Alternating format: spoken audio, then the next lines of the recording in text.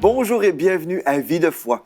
Aujourd'hui, je suis vraiment ravi d'être là avec vous aujourd'hui. Je suis passionné par notre sujet qu'on va aborder ensemble. Toute cette semaine, nous allons parler des détours, mais on va parler aussi de la destinée.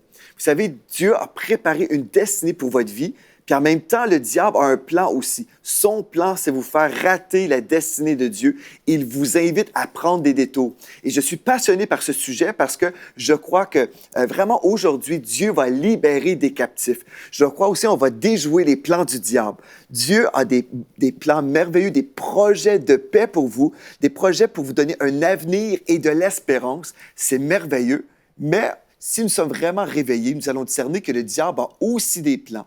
Il veut nous piéger, il veut nous faire prendre des détours dans notre destinée. Et gloire à Dieu, aujourd'hui, on va découvrir ces choses merveilleuses concernant le plan de Dieu et aussi on va découvrir comment on peut déjouer toutes les stratégies du diable. Donc ça est hyper excitant pour nous tous parce que quand on considère aujourd'hui, il y a plusieurs personnes partout à travers la francophonie qui suivent cette émission. Il y a des gens qui marchent fidèlement dans les voies de Dieu, gloire à Dieu, mais ces mêmes personnes sont ciblées par le diable pour être déroutées. Le diable veut, en fait, il veut neutraliser plusieurs chrétiens. Et en ce moment, je sais qu'il y a également des personnes qui nous suivent qui sont déjà sur un chemin de détour. Et gloire à Dieu, le Seigneur Jésus va venir secourir ces personnes pour les ramener sur le bon chemin. C'est vraiment excitant parce que comme aujourd'hui, dans les nations, nous pouvons déclarer cette parole. Je sais qu'il y a plusieurs personnes qui vont revenir sur le bon chemin et ceux qui sont déjà sur le bon chemin vont pouvoir y demeurer. Gloire à Dieu, gloire à Dieu. Donc, c'est vraiment une belle série qui commence. La série s'appelle « Comment éviter les détours dans notre destinée ». Et on va voir en fait 5 thèmes qui sont vraiment merveilleux. En fait, vous pouvez même penser à ces thèmes comme étant des panneaux, soit les panneaux de Dieu, soit les panneaux du diable sur l'autoroute de la destinée. OK? Donc, on va voir ensemble 5 thèmes. Première émission, aujourd'hui, on va parler de l'humilité versus l'orgueil. Donc, vraiment, si on se prépare ensemble, on embarque dans la même voiture, nous allons voyager ensemble sur l'autoroute de notre destinée. Mais là, on va être conscient qu'il y a ce panneau qui s'appelle le panneau de l'humilité. Et si je prends ce panneau, je prends cette route-là, gloire à Dieu, je vais continuer mon chemin, je vais continuer à avancer dans les voies de Dieu. Mais là aussi, peut-être à ma droite, je vais voir un autre panneau qui s'appelle l'orgueil. Et souvent, on n'est jamais...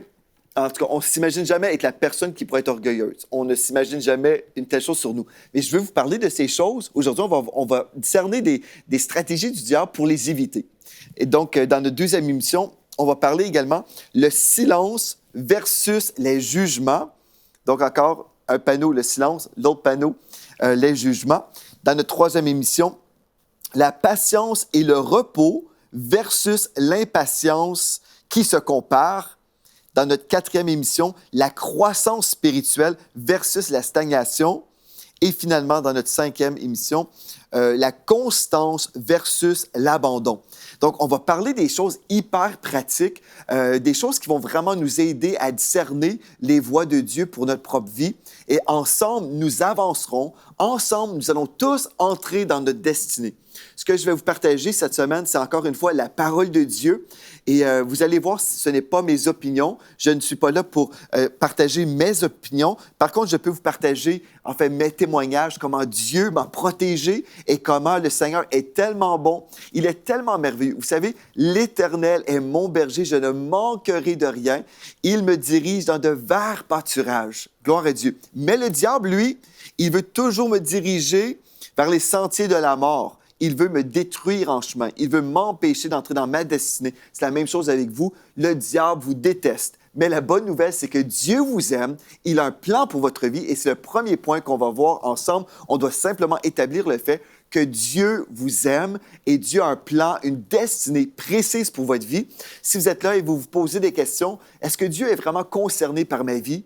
Bien, écoutez bien ceci, Dieu connaît même le nombre de cheveux que vous avez sur votre tête. Vous êtes tellement précieux. Il vous aime avec un amour éternel et Dieu a préparé des projets pour votre vie. Il a préparé des choses glorieuses et si vous voulez marcher avec lui, vous pourrez vivre toutes ces choses merveilleuses qu'il a en réserve pour vous. Donc, cette semaine, on va vraiment faire du ménage au niveau de nos pensées. On va faire du ménage au niveau des panneaux qui peuvent être là dans notre chemin pour créer des obstacles. Et puis, on va vraiment laisser le Seigneur nous diriger dans sa volonté parfaite. Et ce qui est merveilleux, on va racheter le temps. Comme il est écrit dans la parole, racheter le temps. Gloire à Dieu. Ensemble, on peut le faire. Oui, par le biais d'une émission de télé, on se laisse renouveler par la parole de Dieu. La Bible nous dit, soyez donc transformés par le renouvellement de l'intelligence afin de discerner quelle est la volonté de Dieu, ce qui est bon, agréable et parfait. Donc, êtes-vous prêts? On va prendre ce petit voyage ensemble. On va circuler ensemble sur l'autoroute de notre destinée et ensemble, on va y arriver. Gloire à Dieu. Donc, la première chose, c'est dans Jérémie, chapitre 1. Le premier texte que j'aimerais vous lire, c'est dans Jérémie, chapitre 1, au 4e verset. Je vous lis dans la version second 21. La parole de l'Éternel m'a été adressée. Donc, le prophète Jérémie ici va nous raconter ce que Dieu lui a dit. Au verset 5, « Avant de te former dans le ventre de ta mère, je te connaissais. Et avant que tu naisses, je t'avais consacré et je t'avais désigné prophète pour les nations. » Remarquez ça. Donc, le prophète Jérémie, dans le ventre maternel, dans le sein maternel, dans le ventre de sa mère, Dieu lui l'avait déjà choisi en tant que prophète pour les nations. Donc, on pourrait déjà comprendre que Jérémie avait un appel sur sa vie et ce n'était pas parce qu'il avait fait quelque chose de bien. Non, il était toujours dans le sein maternel et pourtant, Dieu avait conçu cette personne-là. Il avait créé Jérémie avec un but, avec une mission précise. Donc, imaginez, si Dieu avait un projet pour sa vie, et c'est un projet de paix, non de malheur, nous savons que le diable aurait voulu l'empêcher. Au verset 6, « J'ai répondu, « Ah, Seigneur l'Éternel, je ne sais pas parler, car je suis trop jeune. » Voyez, Dieu avait un plan pour sa vie, Dieu avait une mission, mais lui, il se voyait comme étant inférieur. Il a dit, je ne sais pas parler, je suis trop jeune. Des fois, on est là, Dieu nous appelle à faire quelque chose et on se disqualifie. On a toutes sortes de raisons. Peut-être, vous ne dites pas comme lui, « Ah, je ne peux pas parler » ou « Je suis trop jeune », mais peut-être, le diable vous fait croire que vous n'êtes pas assez intelligent, vous n'êtes pas assez qualifié, vous n'avez pas assez de formation, vous n'avez pas assez de ressources. Bref, le diable peut vous dire, « Non, certainement pas toi, parce que voilà, il y a tellement de raisons qui t'excluent en fait. » Mais ici, même Jérémie, qui avait un appel de Dieu sur sa vie, il ne se sentait pas qualifié pour l'appel. Ah, j'ai répondu, « Seigneur éternel, je ne sais pas parler, je suis trop jeune. » L'Éternel m'a dit, « Ne prétends pas que tu es trop jeune, car tu iras trouver tous ceux vers qui je t'enverrai et tu diras tout ce que je t'ordonnerai. » Au verset 8, « N'aie pas peur d'eux, car je suis moi-même et je vais avec toi pour te délivrer, déclare l'Éternel. » Je suis moi-même. Et puis, c'est ça qui est merveilleux. Je suis avec toi pour te délivrer. Gloire à Dieu. On peut être délivré des mensonges du diable. Donc, aujourd'hui, le premier point que j'aimerais vous dire, la première chose que j'aimerais vous dire tout simplement, c'est que Dieu a une destinée pour votre vie. Peut-être vous ne ressentez pas en fait que vous êtes qualifié, mais peu importe, ne croyez pas les mensonges du diable, ne croyez pas peut-être les raisonnements humains que vous avez. Cherchez Dieu, découvrez en fait ce qu'il vous appelle à faire. Une des façons qu'on peut découvrir notre appel souvent, c'est en se posant des questions concernant nos passions. Qu'est-ce qui me passionne dans la vie?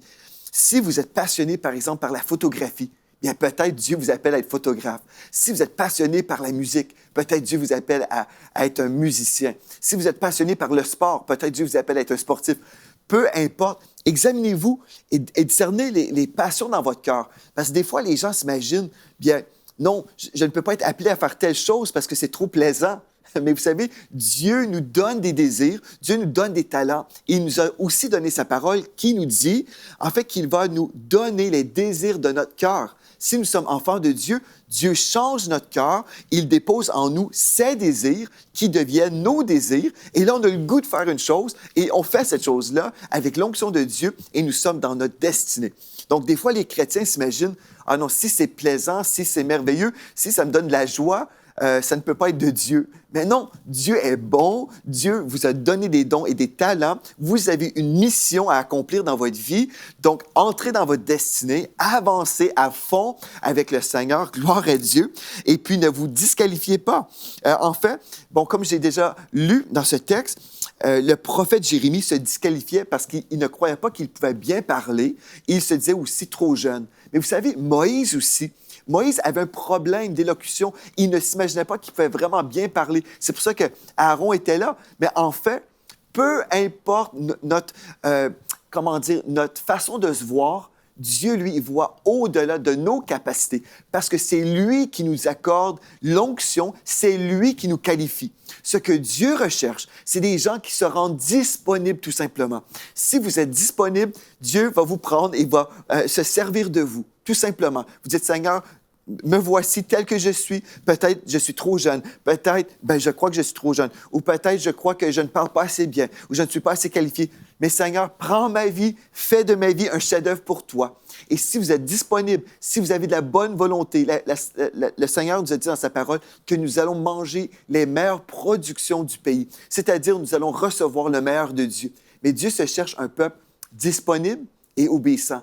Est-ce que vous êtes cette personne obéissante aujourd'hui? J'espère que vous allez dire oui au Seigneur, peu importe l'appel sur votre vie. Et dans 1 Timothée, chapitre 4, au verset 12, l'apôtre Paul a dit à son fils spirituel Timothée, il a dit, 1 Timothée, chapitre 4, verset 12, « Que personne ne méprise ta jeunesse, mais sois un modèle. Sois un modèle pour les croyants par tes paroles, ta conduite, ton amour, ton esprit, ta foi, ta pureté. Sois un modèle, Timothée. » Et c'est ça qu'on doit faire.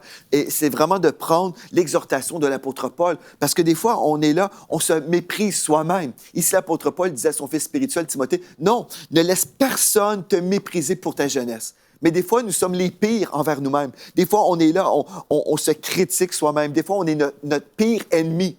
Mais Dieu, aujourd'hui, veut vous libérer. Croyez tout simplement. Vous avez un appel, vous avez une destinée. Maintenant, cherchez la face de Dieu. Discernez dans votre cœur vos passions, discernez aussi les choses que Dieu vous appelle à faire. Si vous avez des questions, si vous êtes un peu confus à ce niveau-là, bien, gloire à Dieu. Parlez avec vos autorités spirituelles. Discutez avec vos frères et vos sœurs dans le Seigneur qui peuvent aussi vous aider à discerner les choses. Parlez avec vos autorités, vos pasteurs. Et si vous êtes à la recherche de la volonté de Dieu, vous pourrez leur demander de prier pour vous, prier avec vous. Parce que Dieu ne veut pas que vous soyez dans la confusion. Il vous appelle à découvrir son plan pour votre vie. Gloire à Dieu, il va vous parler également. Le Seigneur va vous parler par des paroles dans votre cœur, par la parole de Dieu certainement, peut-être même par des songes. Gloire à Dieu. Si vous le cherchez de tout votre cœur, il se laissera trouver par vous. Gloire à Dieu. Donc, ne vous disqualifiez pas, mais croyez tout simplement que Dieu vous qualifie dès aujourd'hui. Amen. Et quand je réalise que c'est Dieu qui me qualifie, bien c'est alors que toute la gloire peut lui revenir. C'est pour ça qu'aujourd'hui, on va parler de l'humilité. L'humilité, en fait, une chose très importante, c'est de comprendre que Dieu est notre source en toutes choses. Donc, si je me rappelle que Dieu est ma source, je pourrai emprunter et demeurer sur l'autoroute de l'humilité. Amen. Si je réalise vraiment là, que c'est Dieu qui me donne même le privilège de respirer aujourd'hui. Donc, c'est vraiment facile de demeurer dans l'humilité si je réalise tous les jours de ma vie que si je vis, c'est grâce au Seigneur. Mais si je commence à croire en moi-même, en fait, dans mes capacités, dans mon intelligence. Je commence à m'élever à mes propres yeux. Je commence à croire que je suis meilleur que mon prochain. C'est alors que en fait, je prends un détour. Là, je tombe dans un piège où je me laisse influencer par un panneau, celui de l'orgueil. Ce n'est peut-être pas conscient. Et c'est pour ça que dans cette série, nous sommes ensemble et on peut juste s'examiner et réaliser, est-ce que j'ai pris un mauvais chemin dans ma vie? Est-ce que j'ai pris un détour? Est-ce que je suis le chemin de l'orgueil? Parce que, en fait, je me crois qualifié. Je crois que ça, c'est un problème. Vaut mieux une personne qui s'imagine, « Ah, je ne suis pas qualifié », et vraiment rechercher la qualification qui vient de Dieu plutôt que de se croire autosuffisant. Mais moi, je réalise depuis des années, et j'ai prié au Seigneur, quand le Seigneur m'a parlé concernant mon appel, des choses qu'il m'appelait à faire, j'ai dit, « Seigneur, c'est tellement grand, je suis incapable, j'ai besoin de toi, à l'aide, Seigneur, je ne suis pas capable. » Et Dieu aime ça, quand nous sommes comme ça, quand nous lui disons, « Seigneur, je suis incapable tout seul, mais Avec Dieu, nous ferons des exploits. Avec Dieu, je ne peux même pas respirer sans toi, Seigneur. Mais avec toi, je suis capable. Je vais le faire, Seigneur Dieu, parce que je ne dépends pas de ma puissance, mais je dépends de ta puissance, Seigneur Dieu. Et si vous êtes avec moi aujourd'hui dans cette vision de dépendance, bien, gloire à Dieu, vous pourrez entrer dans votre destinée. Amen, gloire à Dieu. Nous avons aujourd'hui la grâce de choisir notre chemin. Vous dites, ah oui? Oui, en fait, vous savez, dans la vie, il y a beaucoup de choses qu'on ne peut pas choisir.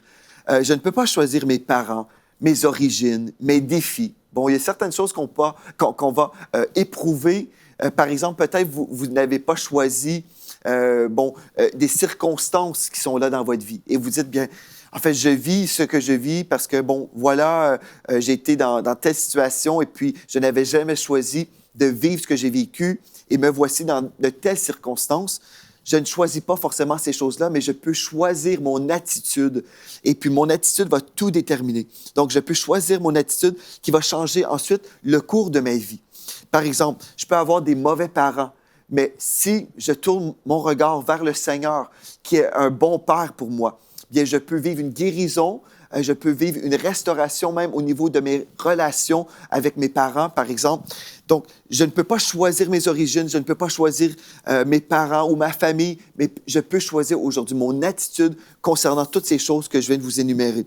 Dans 1 Pierre, chapitre 5, au verset 6, nous lisons « Humiliez-vous donc sous la puissante main de Dieu, afin qu'il vous élève au temps convenable. » Ce texte-là me dit « Humiliez-vous ». Donc, ici, c'est Dieu qui me parle, qui me dit « Je dois m'humilier ». Humiliez-vous donc sous la puissante main de Dieu, afin, remarquez bien ceci, il y a une raison pour on va s'humilier devant Dieu, afin qu'il vous élève au temps convenable. Donc, Dieu ne veut pas simplement qu'on s'humilie et qu'on reste comme ça, dans le sens qu'on s'imagine, bon, voilà, je suis humilié, et puis Dieu n'a aucun désir pour moi, aucune destinée, mais non, je suis juste appelé à vivre dans l'humiliation. Parce que plusieurs chrétiens s'imaginent que l'humilité, c'est de s'humilier dans le sens vivre dans l'humiliation, dans la honte. On va faire la part des choses, en fait.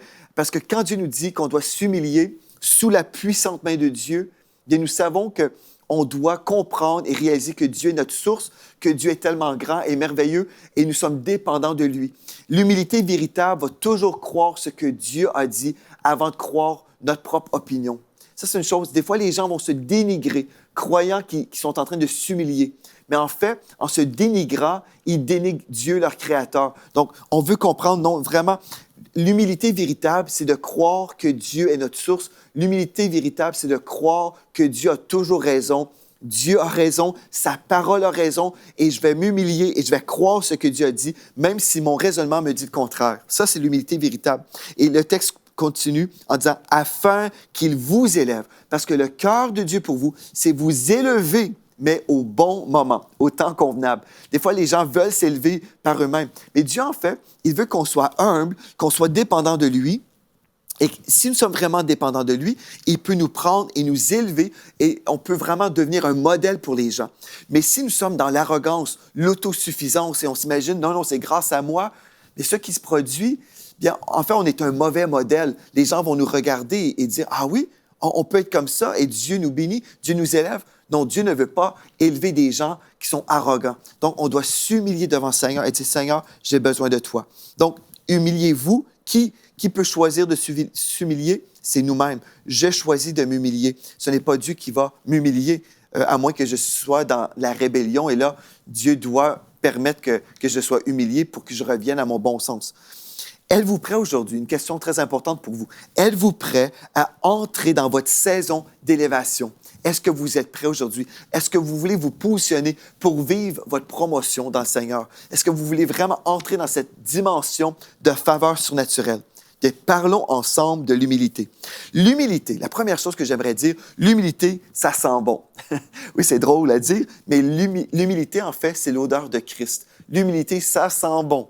Amen. Mais l'orgueil, bien, ça sent autre chose. L'orgueil, ça pue. L'orgueil, ça nous repousse. Si vous côtoyez des personnes orgueilleuses, vous savez très bien, Vous n'aimez pas trop ça, être dans la compagnie des personnes orgueilleuses. Mais l'humilité, oh, ça sent bon. Et gloire à Dieu. Si vous voulez entrer dans votre destinée, nous sommes ensemble sur l'autoroute. Demeurons sur le chemin de l'humilité. Si vous dites, bien moi, Pasteur Joël, je pense que je suis dans l'orgueil. Revenez immédiatement. Vous pouvez prendre la décision. Non, je reviens avec toi, Pasteur Joël. On va circuler ensemble. On va choisir de circuler ensemble sur le chemin de l'humilité. Et puis, on va arriver au bon port. Dans 2 Corinthiens, chapitre 2, au verset 14, écoutez bien ceci. 2 Corinthiens, chapitre 2, au verset 14, nous lisons « Grâce soit rendue à Dieu qui nous fait toujours triompher en Christ. » Gloire à Dieu. La victoire est assurée en Jésus-Christ et qui répand par nous. Christ répand par nous en tout lieu, écoutez bien ceci, l'odeur de sa connaissance. Donc, je vais relire le texte. Grâce soit rendue à Dieu qui nous fait toujours triompher en Christ. Oh, la victoire est assurée dans le Seigneur Jésus. Moi, j'aime la victoire, j'aime triompher en Christ. Et comment tout ça est possible? Parce qu'il nous rend, en fait, il répand par nous, en tout lieu, l'odeur de sa connaissance. Au verset 15, nous sommes en effet pour Dieu la bonne odeur de Christ, parmi ceux qui sont sauvés et parmi ceux qui périssent. Au verset 16, les uns, une odeur de mort, donnant la mort, donc pour ceux qui rejettent Christ. Aux autres, une odeur de vie, donnant la vie, pour ceux qui acceptent le Seigneur certainement, et qui est suffisant pour ces choses, car nous ne falsifions point la parole de Dieu comme font plusieurs, mais c'est avec sincérité, mais c'est de la part de Dieu que nous parlons en Christ devant Dieu. En gros, ce que j'aimerais vous aider à comprendre aujourd'hui, c'est que l'odeur de Christ, bien, c'est l'odeur de l'humilité. En Christ, nous pouvons marcher selon ses voies. En Christ, nous pouvons avancer et vraiment être resplendissants de joie. Nous pouvons être revêtus des sentiments qui habitaient le Seigneur Jésus-Christ et nous pouvons vraiment entrer dans notre destinée. Et partout où on se promène, les gens ressentent l'odeur de Christ. Ils ressentent l'humilité. Et c'est alors que Dieu peut nous propulser dans notre destinée. Gloire à Dieu. Aujourd'hui, j'aimerais ça vous inviter à écouter un chant béni. En fait, le chant s'appelle « Sa main nous touche ». Cette main qui veut vous élever, c'est la main de Jésus-Christ. Alléluia, sa main nous touche. J'aimerais ça vous inviter aujourd'hui, si vous réalisez, je ne veux plus circuler sur le chemin de l'orgueil, mais je veux revenir au Seigneur et être totalement dépendant de lui. Bien, gloire à Dieu, je vous invite pendant ce chant à vous recueillir devant le Seigneur, prier, chercher la face de Dieu, recevez de Dieu sa parole, entendez son cœur pour vous. Et ensemble, à la toute fin, on va revenir et on va prier ensemble et on va sceller cette parole sur l'humilité ensemble et on va aller de gloire en gloire. Donc maintenant, on va écouter le frère Michel Bakenda qui va nous conduire dans le chant « Sa main nous touche ». Sa main nous touche, sa main nous touche. Sa main nous touche, sa main nous touche, sa gloire est là. Sa main nous touche, sa main nous touche, sa main nous touche, son onction est là.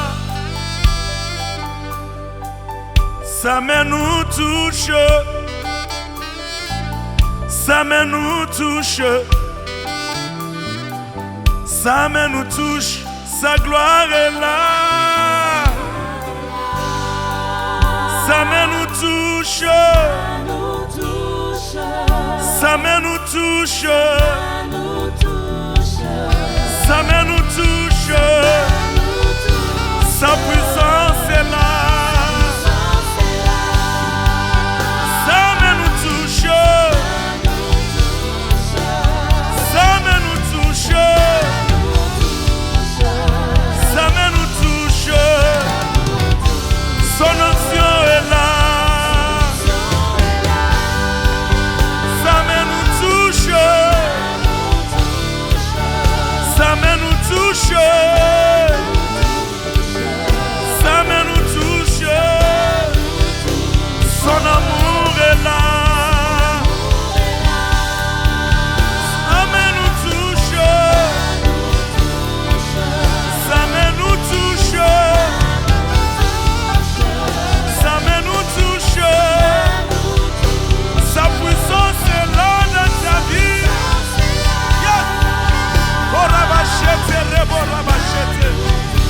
La puissance de Dieu est active dans nos vies.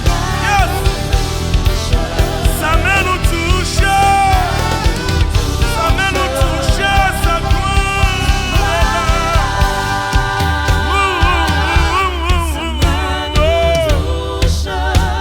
Alléluia. Alléluia. Sa grâce est là. Sa main nous touche. Sa main nous touche. Sa main nous touche. Son amour est là.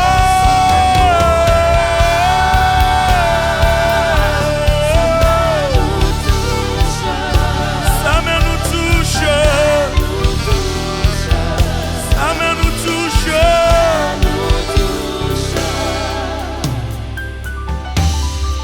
Arabashata rabasata. Orabashite. Imandara karebo shada. Ipataraba rebo shata.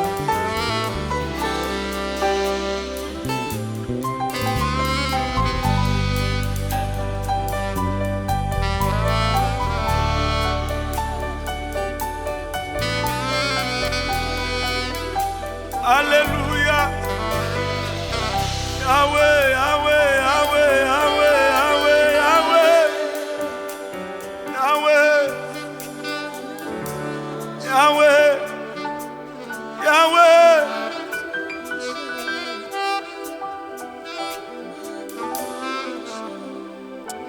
Merci Seigneur pour ta main qui nous touche et nous transforme. Thank you, Lord. Gloire à Dieu. Sa main nous touche. La main de Dieu est là pour vous restaurer, pour vous délivrer de l'orgueil et vraiment pour vous propulser dans votre destinée. J'aimerais ça lire un texte dans la parole de Dieu dans Philippiens chapitre 2 au verset 8 en parlant de Jésus. Il s'est humilié lui-même. Vous voyez, Jésus a choisi de s'humilier, se rendant obéissant jusqu'à la mort, même jusqu'à la mort de la croix. Au verset 9, c'est pourquoi. Remarquez cette loi spirituelle. On s'humilie, mais qu'est-ce qui se produit après? C'est pourquoi aussi Dieu l'a souverainement élevé. Il lui a donné le nom au-dessus de tout nom, afin qu'au nom de Jésus, tout genou fléchisse dans les cieux, sur la terre et sous la terre, et que toute langue confesse que Jésus-Christ est Seigneur à la gloire de Dieu le Père. J'aimerais ça prier pour vous maintenant. Si vous avez choisi de marcher dans l'humilité aujourd'hui, bien gloire à Dieu, c'est la bonne décision. Père éternel, on te demande maintenant, pardonne-nous pour toute autosuffisance. Pardonne-nous, Seigneur Dieu, d'avoir été dans notre propre fierté, croyant qu'on avait suffisamment de capacité sans toi. Aujourd'hui, on se détourne de l'orgueil, on se repent de l'orgueil et nous déclarons, nous choisissons l'humilité. On choisit de s'humilier devant toi. Et Seigneur, nous déclarons que ta main nous touche, ta main nous restaure, ta main nous propulse dans notre destinée en toi. Merci Esprit de Dieu parce que tu es là. Merci parce qu'aujourd'hui, tu transformes des vies partout à travers la francophonie. Mes frères et mes sœurs reçoivent de toi aujourd'hui une touche surnaturelle de ta faveur. Je le déclare dans le nom de Jésus. Amen et Amen. Gloire à Dieu. Vous êtes bénis en Jésus. Nous sommes bénis ensemble. Nous marchons dans l'humilité. Dieu est fidèle à sa parole. Il va vous bénir en abondance. Et d'ici à demain, merci d'avoir été là. D'ici à demain, je le déclare sur votre tête. Vous êtes richement bénis.